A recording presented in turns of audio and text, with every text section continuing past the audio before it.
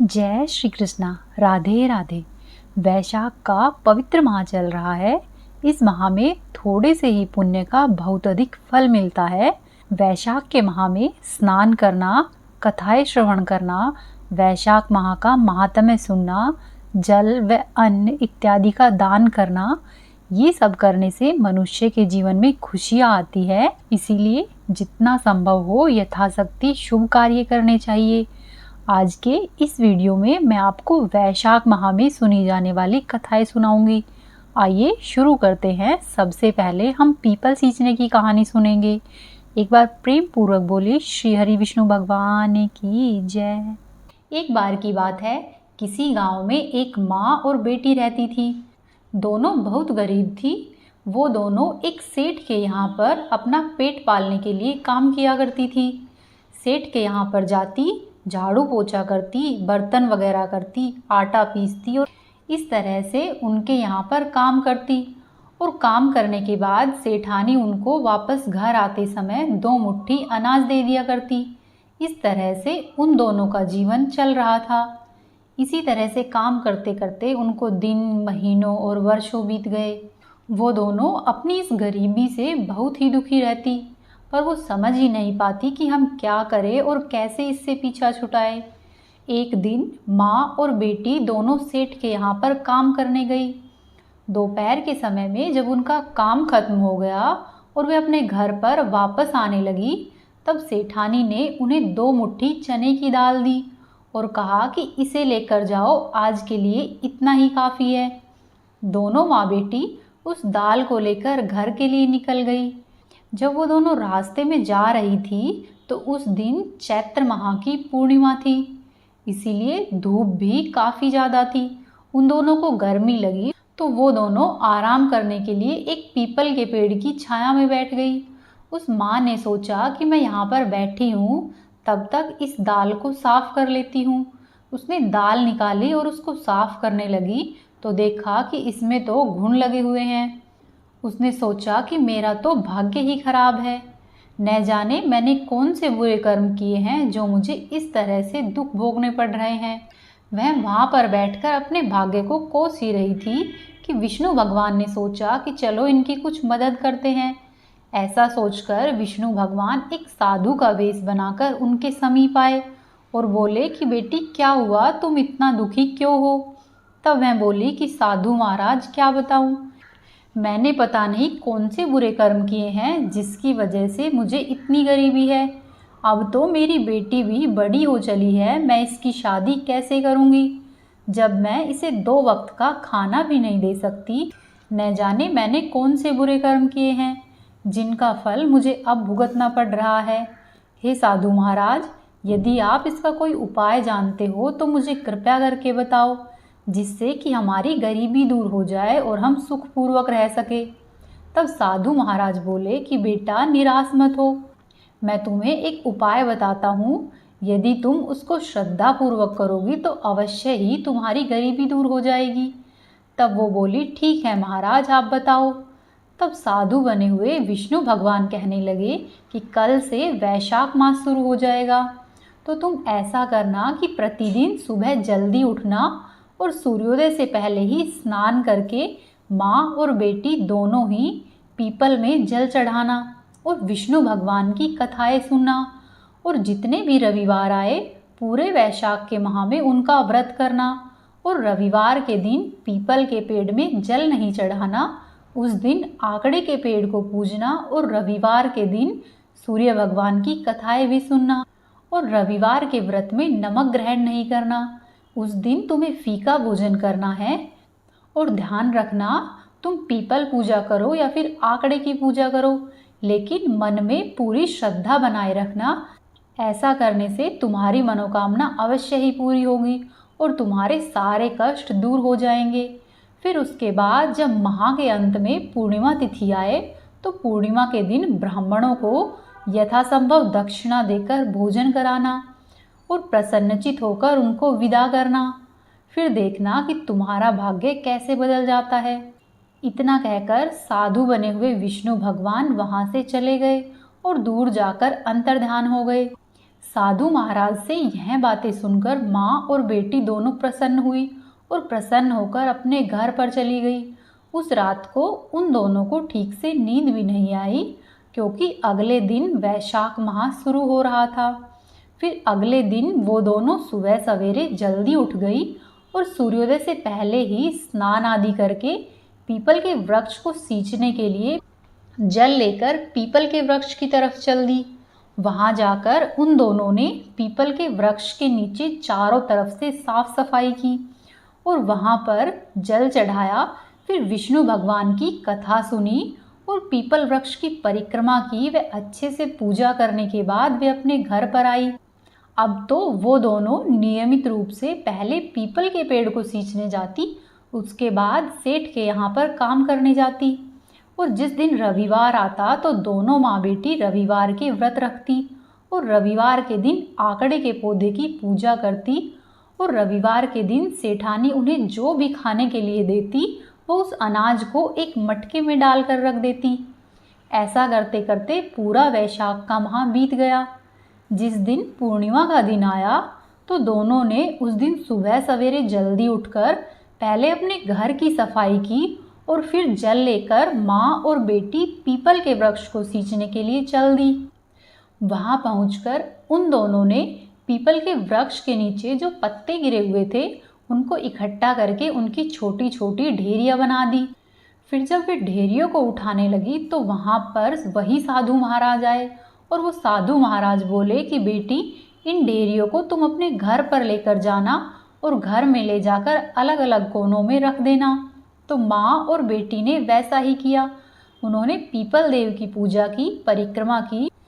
फिर उन पीपल के पत्तों की ढेरियों को उठाकर अपनी चुन्नी में बांधकर घर पर ले आई और घर पर लाकर उन्हें अपने घर के कोनों में हर जगह रख दिया।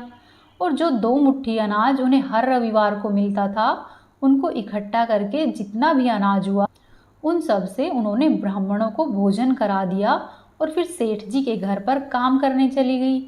जब वो दोनों शाम को आई तो घर आकर सो गई और सुबह उठकर देखा तो जो पत्तों के ढेर उन्होंने अपने घर के कोनों में जगह जगह पर रखे थे वो सभी हीरे, मोती और जवाहरात के बन गए हैं।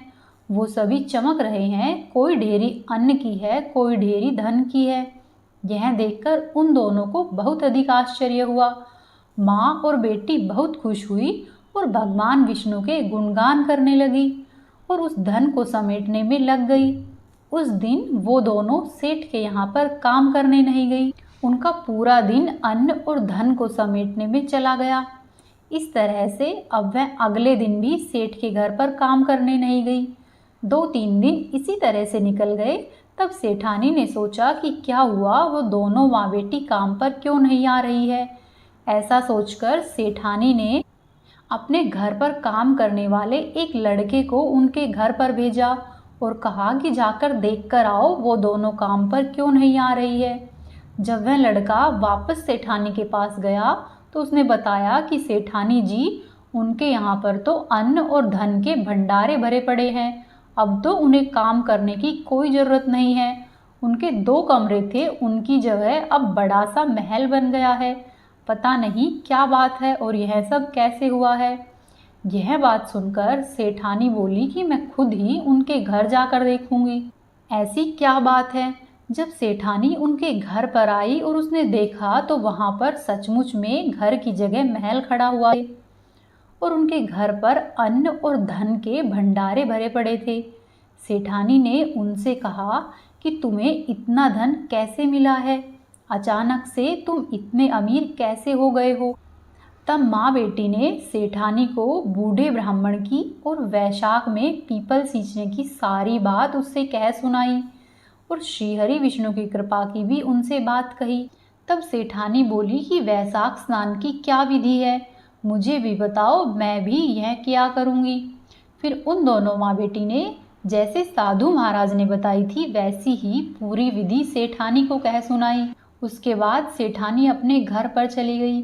फिर अगले वर्ष जब वैशाख का मास आया तो सेठानी भी सुबह सवेरे जल्दी उठकर नहा धोकर अपनी नौकरानी को लेकर पीपल सींचने के लिए चली गई। सेठानी शरीर में थोड़ी मोटी थी तो सेठानी से बैठकर पीपल देव की पूजा नहीं होती थी। तब सेठानी अपने पास खड़ी हुई अपनी नौकरानी से कहने लगी कि तुम ही मेरे नाम का जल चढ़ा दो। तब नौकरानी बोली कि सेठानी जी, यदि आप जल चढ़ाओगी तो ही आपको फल मिलेगा। मेरी पीपल पूजा करने और मेरे जल चढ़ाने से आपको फल नहीं मिलेगा। तब सेठानी बोली कि ऐसी कोई बात नहीं है, तुम मेरा नाम लेकर जल चढ़ा दो।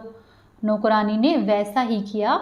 उसने पूरी श्रद्धा से विष्णु भगवान का नाम लेकर और पीपल देव की पूजा करके पीपल देव को जल चढ़ाया। फिर जब परिक्रमा करने की बारी आई तो सेठानी ने 1-2 परिक्रमा की और फिर बोली कि तुम ही मेरे नाम से परिक्रमा कर दो।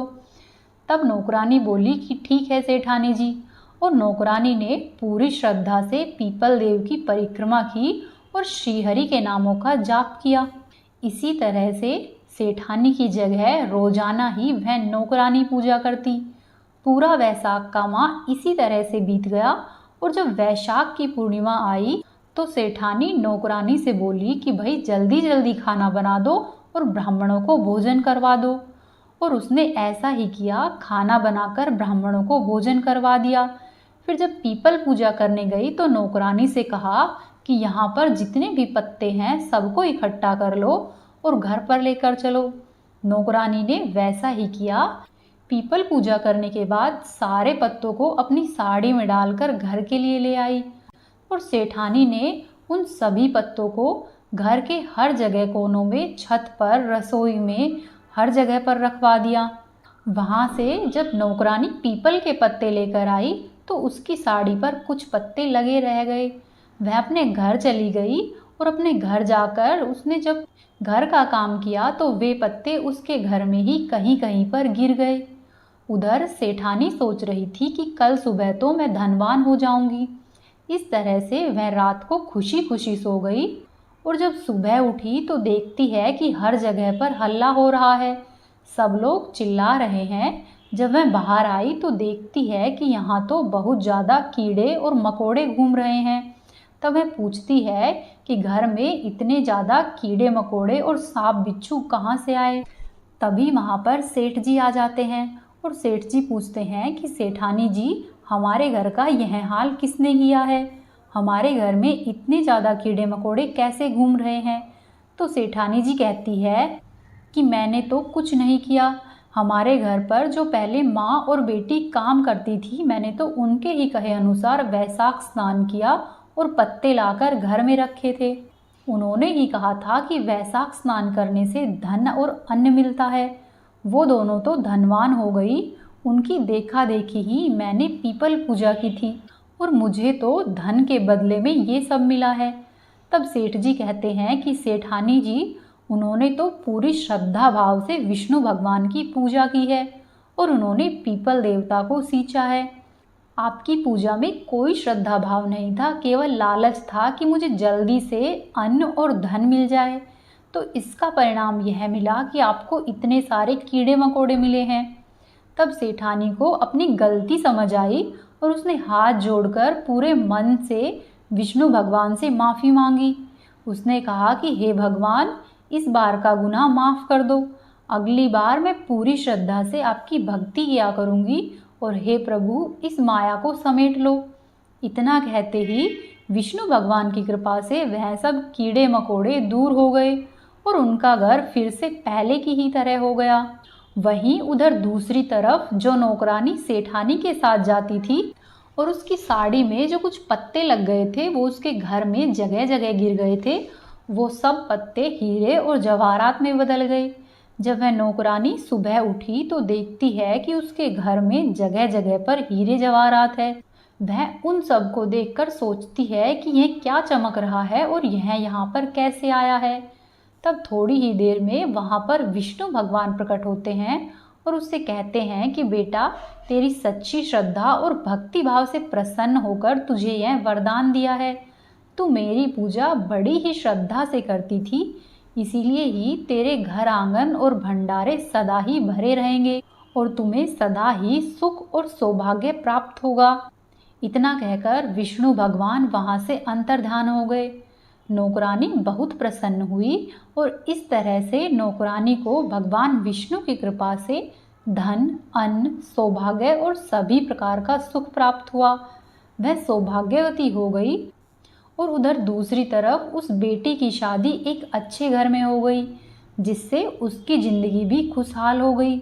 इस तरह से वैशाख स्नान करने से और पीपल वृक्ष में जल सींचने से मनुष्य को हर प्रकार का सुख और सौभाग्य प्राप्त होता है।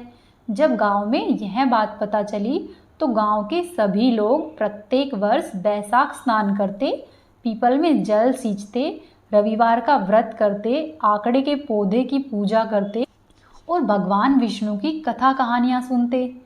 हे श्रीहरि, जैसा आपने उन माँ और बेटी को दिया है वैसा ही सबको देना।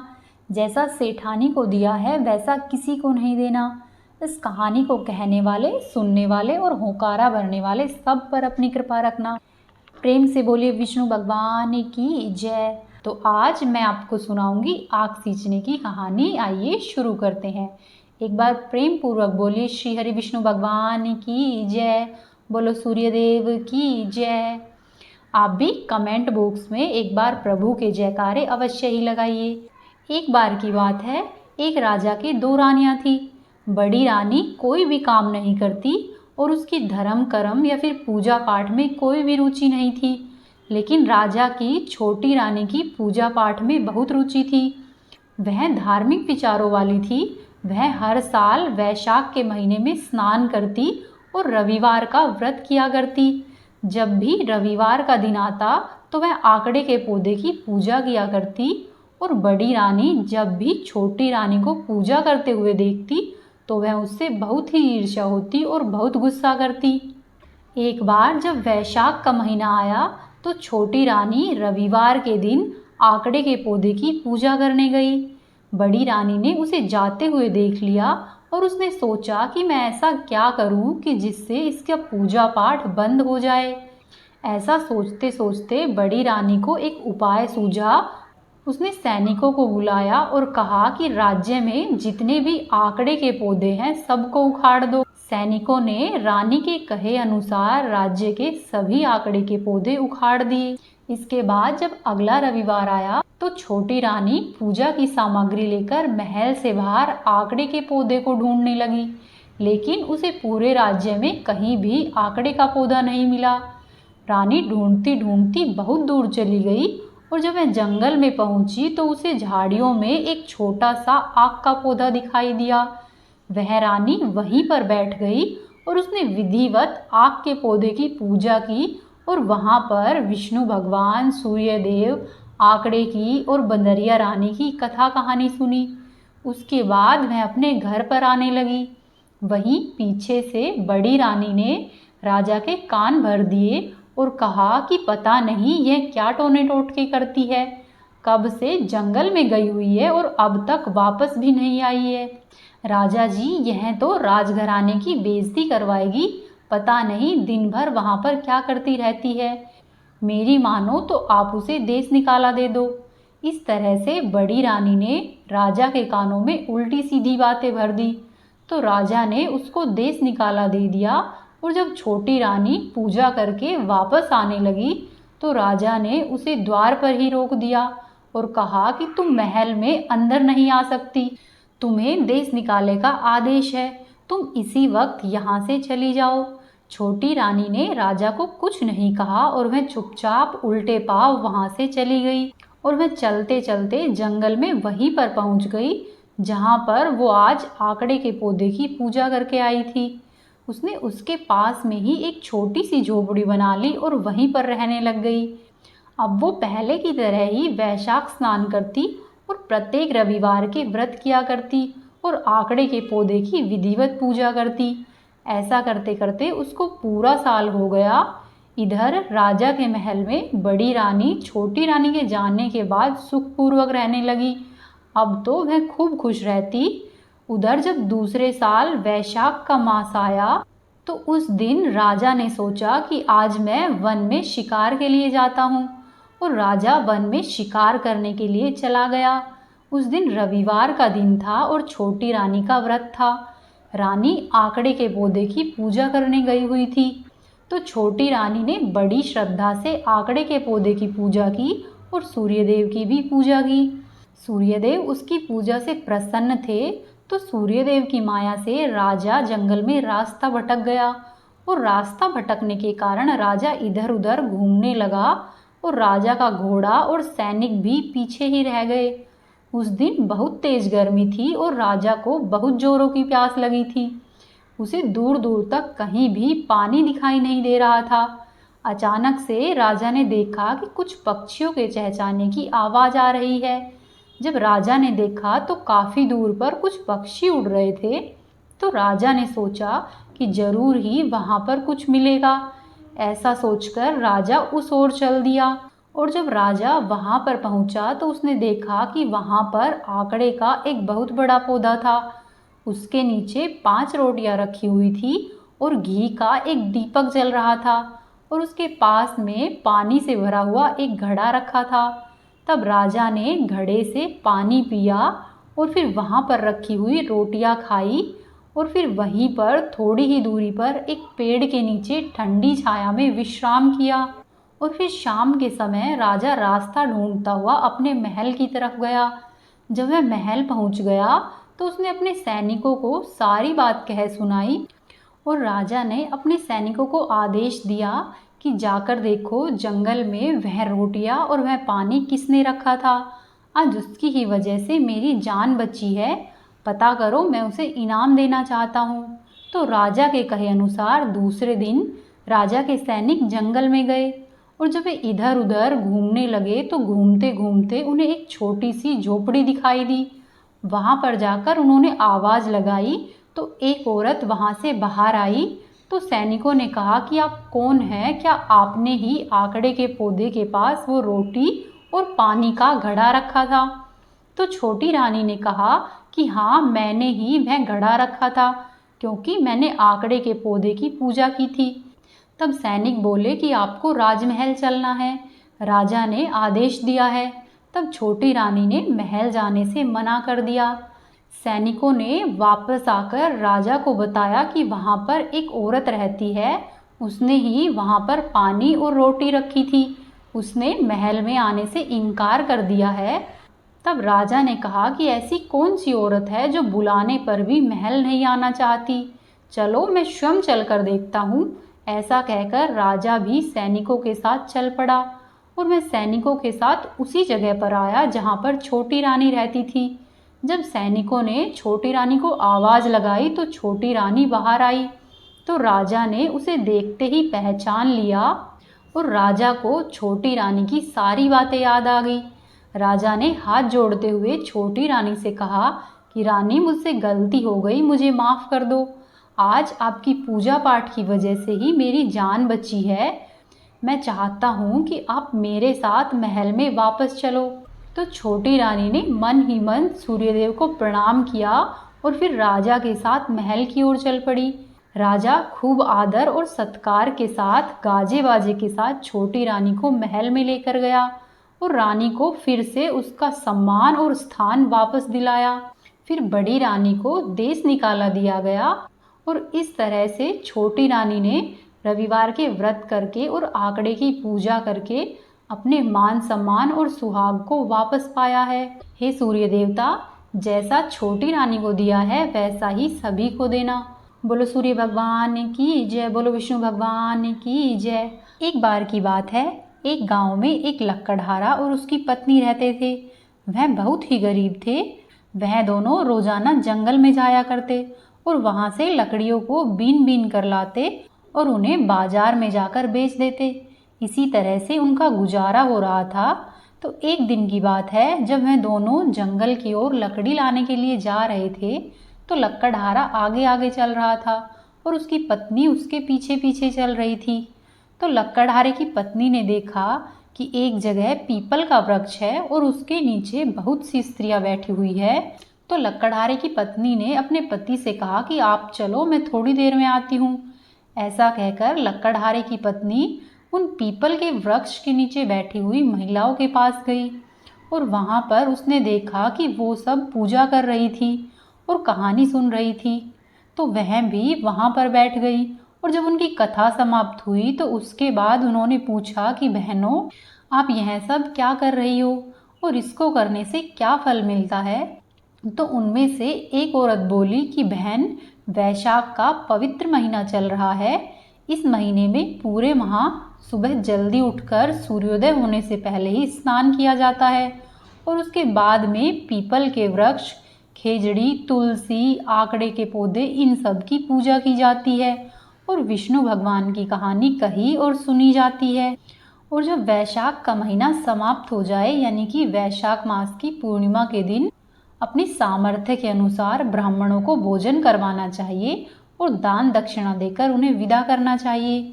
ऐसा करने से सभी तरह की मनोकामना पूरी होती है।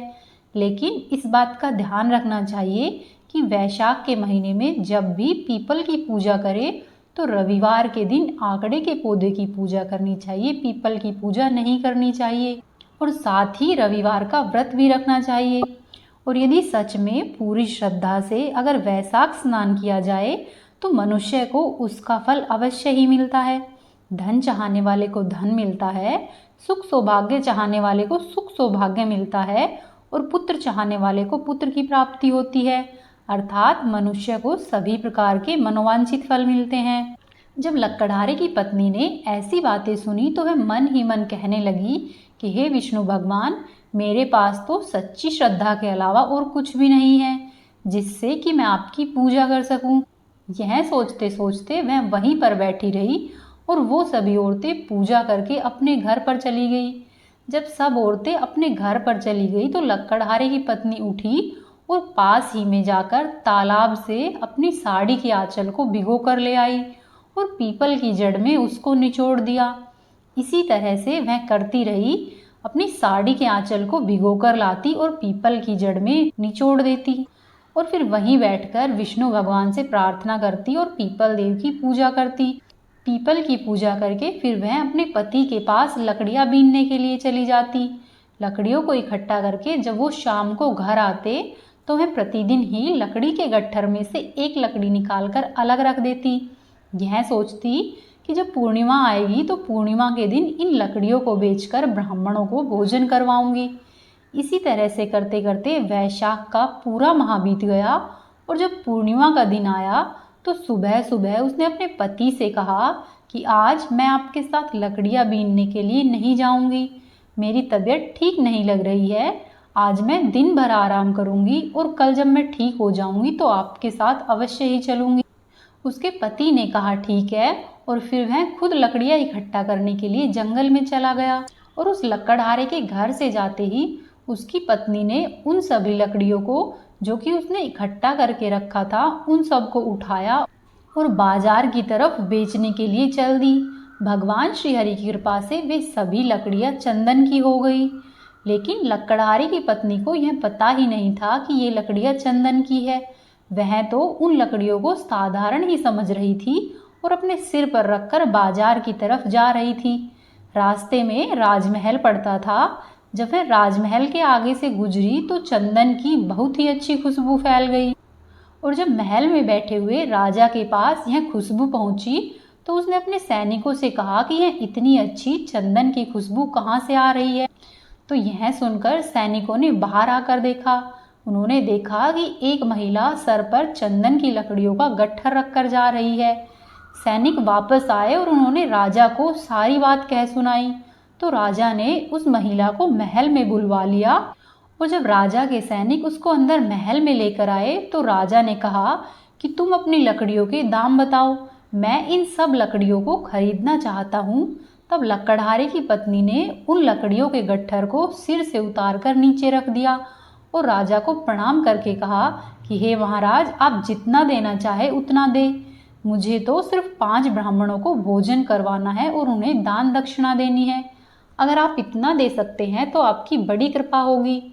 तो राजा ने ब्राह्मण को भोजन कराने का और उन्हें दान दक्षिणा देने का सारा प्रबंध कर दिया और लक्कड़हारे की पत्नी को वो सारा सामान देकर उसे विदा किया और चंदन की लकड़ियां राजा ने महल में रख ली। इसके बाद वह लक्कड़हारे की पत्नी खुशी खुशी सारा सामान लेकर अपने घर पर आई। घर पर आकर उसने जल्दी जल्दी अच्छे अच्छे पकवान बनाए और ब्राह्मणों को निमंत्रण दिया। भोजन बनने के बाद ब्राह्मणों को बुलाकर उन्हें प्रेम पूर्वक और सम्मान के सहित भोजन कराया और उसके बाद उन्हें दान दक्षिणा देकर सम्मान सहित विदा किया और ब्राह्मण भी प्रसन्न होकर उसे सुख सौभाग्य का आशीर्वाद देते हुए चले गए। उसकी इस तरह की सच्ची श्रद्धा और विश्वास को देखकर भगवान विष्णु उस पर बहुत खुश हुए और विष्णु भगवान की कृपा से उसका जो टूटा फूटा घर था अब वह एक महल बन गया और उसमें 36 तरह के पकवान तैयार हो गए। और फिर जब शाम के समय वह लकड़हारा घर पर वापस आया तो रास्ते में गांव के लोग उससे कहने लगे कि तुम तो दिन भर बाहर रहते हो और तुम्हारी पत्नी पता नहीं यहाँ पर क्या क्या करती है। परंतु लकड़हारे ने उनकी एक भी बात नहीं सुनी और वह अपने घर की तरफ चलता रहा। जब वह अपने घर पर आया तो उसने देखा कि यहाँ तो एक बहुत बड़ा महल है। तब उसने आसपास देखा पर उसकी झोपड़ी उसे कहीं भी दिखाई नहीं दी। इतनी ही देर में उसने देखा कि उसकी पत्नी उस महल से बाहर आ रही है। उसकी पत्नी ने आकर कहा कि आप अंदर आइए, यह सब हमें भगवान विष्णु और वैशाख स्नान की कृपा से प्राप्त हुआ है। ऐसा कहकर उसकी पत्नी ने उसे वैशाख स्नान की सारी बात बता दी और आज उसने जो ब्राह्मणों को भोज करवाया था और जो लकड़ियाँ राजा को बेचकर आई थी उन सब की बात भी बता दी। लकड़हारा यह सब कुछ जानकर अत्यधिक प्रसन्न हुआ और वह अपनी पत्नी के साथ प्रसन्नता पूर्वक महल के अंदर गया। फिर दोनों ने प्रेम पूर्वक श्रीहरि विष्णु भगवान की पूजा संपन्न की और उसके बाद प्रसन्नता से भोजन ग्रहण किया और अब वो दोनों रोजाना ही भगवान विष्णु की पूजा अर्चना करने लगे। हे विष्णु भगवान, जैसा आपने लकड़हारे का पूरा घर धन और ऐश्वर्य से भर दिया है वैसा ही सबका भरना। वैशाख स्नान करने वाले और वैशाख की कहानियों को कहने सुनने वाले सभी भक्तों पर अपनी कृपा बनाकर रखना। बोलो श्री हरि विष्णु भगवान की जय। अब आप सुनिए गणेश जी की कथा, जो कि हर व्रत कथा में कही या फिर सुनी जाती है। आइए शुरू करते हैं। एक नगर में एक सेठ और सेठानी रहते थे। सेठ जी गणेश जी के बड़े भक्त थे। वो रोजाना ही सुबह सवेरे उठते, गणेश जी को याद करते और फिर नदी पर जाकर स्नान आदि करके आते और वहाँ से वापस आकर गणेश जी की पूजा करते, उन्हें भोग लगाते और उसके बाद ही स्वयं भोजन ग्रहण करते। लेकिन सेठ की यह बात सेठानी को बिल्कुल अच्छी नहीं लगती। सेठानी धार्मिक नहीं थी, वह ईश्वर में विश्वास नहीं रखती थी।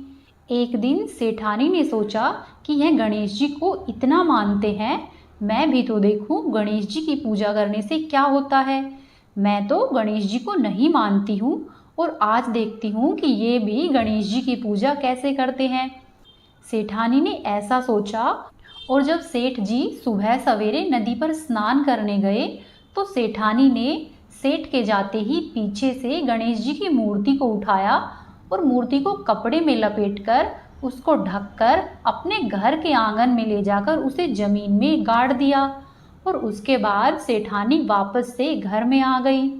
फिर जब सेठ जी स्नान करके अपने घर पर वापस आए तो देखते हैं कि आज तो मंदिर में मूर्ति ही नहीं है। यह देखकर सेठ जी बहुत परेशान हो जाते हैं और वो सेठानी से पूछते हैं कि गणेश जी की मूर्ति मंदिर में नहीं है, कहाँ पर है, क्या तुमने मूर्ति को देखा है? तब सेठानी बोली कि मुझे नहीं मालूम, घर में कहीं इधर उधर ही होगी, ढूंढ लो। सेठ जी ने कहा ठीक है और वो मूर्ति ढूंढने लग गए। लेकिन सेठ जी को पूरे घर में कहीं भी गणेश जी की मूर्ति नहीं मिली।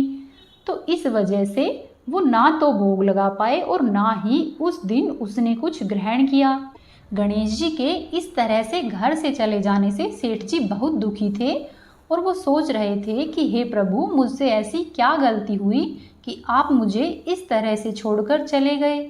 इसके बाद सेठ ने भी अन्न और जल का त्याग कर दिया और अब तो 2 से 3 दिन बीत गए, परंतु सेठ जी ना तो गणेश जी को भोग लगा पा रहे थे और ना ही स्वयं भोजन ग्रहण करते। वो सिर्फ एक ही प्रार्थना करते कि हे गणेश जी, मुझे दर्शन दीजिए, मुझे कोई गलती हुई है तो मुझे बताइए, मैं अवश्य ही ठीक करने की कोशिश करूँगा। इस तरह से सेठ जी हाथ जोड़कर गणेश जी से मन ही मन प्रार्थना करते रहते। तब गणेश जी ने सोचा कि इस सेठ का विश्वास तो बड़ा ही पक्का है। 2 से 3 दिन हो गए हैं, इसने न तो अन्न ग्रहण किया है और न ही जल। यदि इस तरह से चलता रहा तो यह सेठ अवश्य ही मर जाएगा। फिर उस रात को जब सेठ सोए तो सेठ को सपने में गणेश जी भगवान एक छोटे से चूहे के साथ खेल रहे थे और गणेश जी भगवान उस चूहे को एक लड्डू देते हैं। वह चूहा लड्डू को थोड़ा बहुत खाता है, फिर उस लड्डू को ले जाकर सेठ के घर के आंगन में गाड़ देता है और जैसे ही मूसक उस लड्डू को गाड़ता है, सेठ की आंख तुरंत ही खुल जाती है और जैसे ही उसकी आंख खुलती है वह सोचता है कि गणेश जी शायद मुझे कुछ बताना चाह रहे हैं। वह दौड़ता हुआ अपने घर के आंगन में जाता है और उसी जगह पर जाता है जहां पर उसने सपने में मूसक को लड्डू गाड़ते हुए देखा था। वह वहां जाकर खुदाई करता है तो देखता है कि गणेश जी की मूर्ति कपड़े में लिपटी हुई वहीं पर है। सेठ मूर्ति को लेकर बहुत प्रसन्न होता है और अपने घर के अंदर आता है और घर में आकर मूर्ति को मंदिर में स्थापित करता है और गणेश जी की पूजा करके फिर सो जाता है और अगले दिन फिर से नदी पर जाता है, स्नान आदि करके गणेश जी को भोग लगाता है और गणेश जी की पूजा करने लगता है। जब सेठानी यह देखती है कि सेठ तो आज फिर से पूजा कर रहे हैं तो सेठानी बहुत अधिक आश्चर्यचकित होती है और सोचती है कि इन्हें मूर्ति कैसे मिल गई। तब सेठानी सेठ के पास आती है और पूछती है कि आपको यह मूर्ति कैसे मिली। तब सेठ उससे अपनी सपने की सारी बात बता देते हैं। तब सेठानी के मन में भी सेठ की बात सुनकर विश्वास जाग गया और वह भी मन ही मन भगवान गणेश का स्मरण करने लगी और वह भी गणेश भगवान की भक्त बन गई। उसने सेठ को सारी बात बता दी कि मैंने ही मूर्ति आंगन में छुपाई थी और कहा कि मुझसे बहुत बड़ा अपराध हो गया है, मुझे क्षमा कर दो। अब से हम दोनों पति पत्नी प्रेम सहित गणेश भगवान की पूजा किया करेंगे और उनकी पूजा में कभी भी कोई भी कमी नहीं आने देंगे। यह सुनकर सेठ बहुत ही प्रसन्न हुआ और उसके बाद सेठ और सेठानी दोनों ही प्रतिदिन गणेश जी की श्रद्धा पूर्वक पूजा करने लगे। बोलो गणेश गजानन की जय। हे गणेश जी महाराज, जैसी कृपा आपने सेठ और सेठानी पर की है वैसी ही कृपा हम सब पर करना। ये थी आज की कथाएं। उम्मीद है आपको पसंद आई होगी। आपसे एक निवेदन है, यदि आपने अभी तक चैनल को सब्सक्राइब नहीं किया है तो चैनल को सब्सक्राइब कर ले, वीडियो को लाइक करें और अपने दोस्तों के साथ वीडियो को शेयर करें। आपका दिन शुभ और मंगलमय हो। राधे राधे। जय श्री कृष्णा। ओम गंगणपताय नमः।